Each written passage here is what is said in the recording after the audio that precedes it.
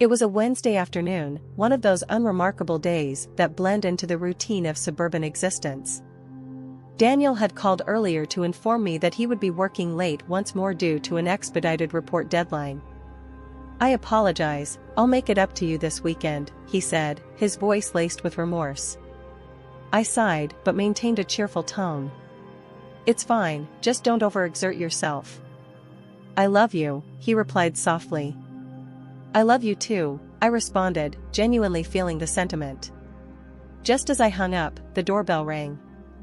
Upon opening the door, I was surprised to find Carter, Daniel's boss, a large German shepherd frequently mentioned by Daniel. Carter stood there, his leash hanging loosely from his collar, gazing up at me with sharp, intelligent eyes. I looked around, but there was no sign of anyone else. "What on earth?" I murmured, stepping aside to allow him entry. "Did you escape from somewhere?" Carter trotted in with confidence, his nails clicking against the hardwood floor.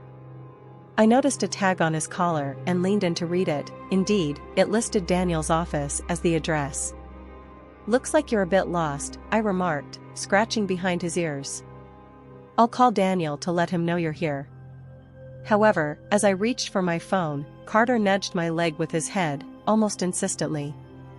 I chuckled softly. All right, I'll get you some water first."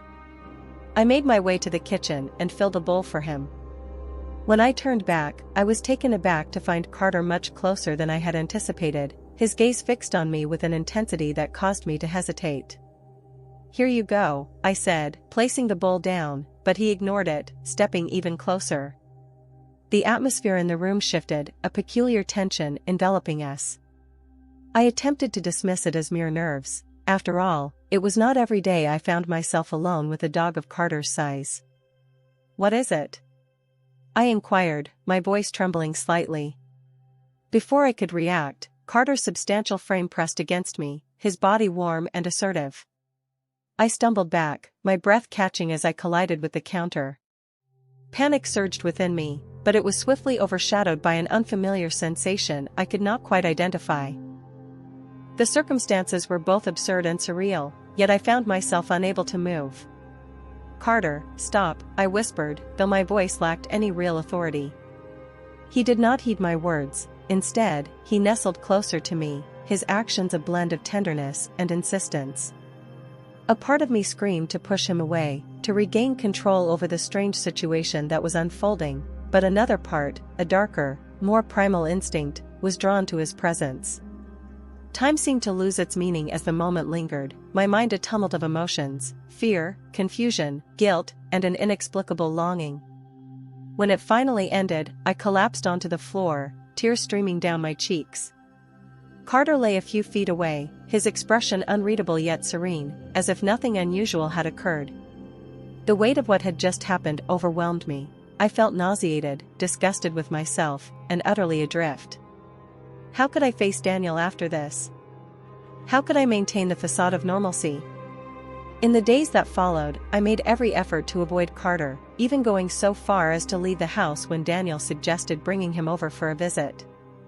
Yet the memory of that moment lingered, a persistent ache in the back of my mind.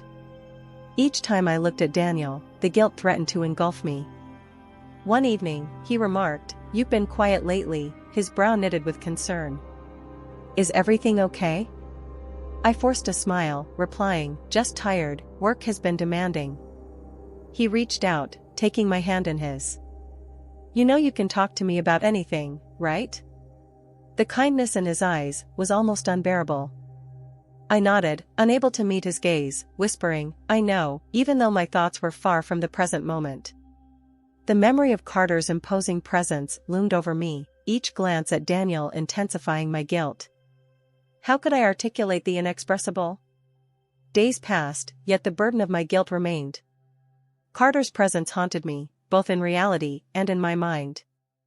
Daniel had brought him over again, having noticed how much the dog seemed to enjoy my company.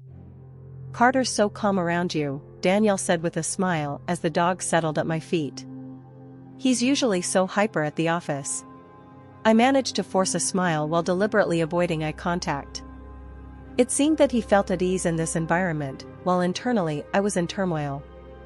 Each encounter with Carter served as a painful reminder of my past actions, a constant echo of my betrayal.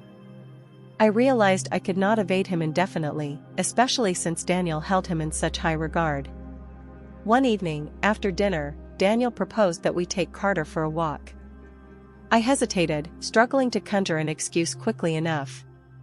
The brisk evening air sharply contrasted with the chaos within me as we meandered through the tranquil neighborhood.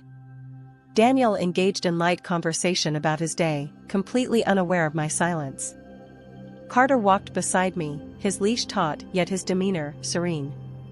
I cast furtive glances at him, attempting to reconcile the dog at my side with the haunting memories that plagued me. "You've been distant, lately," Daniel remarked suddenly, breaking the silence. "Is something bothering you?" My throat constricted. "No, I'm fine, just tired." Daniel halted and turned to face me. "Emily, I know you. Something's wrong. Please talk to me." I opened my mouth, but no words emerged. How could I possibly articulate what was troubling me? The truth was unfathomable, yet the weight of my lies was suffocating. "I'm just stressed," I finally admitted, forcing a weak smile. "Work has been overwhelming." Daniel scrutinized me for a moment before nodding. "All right, but remember, I'm here for you."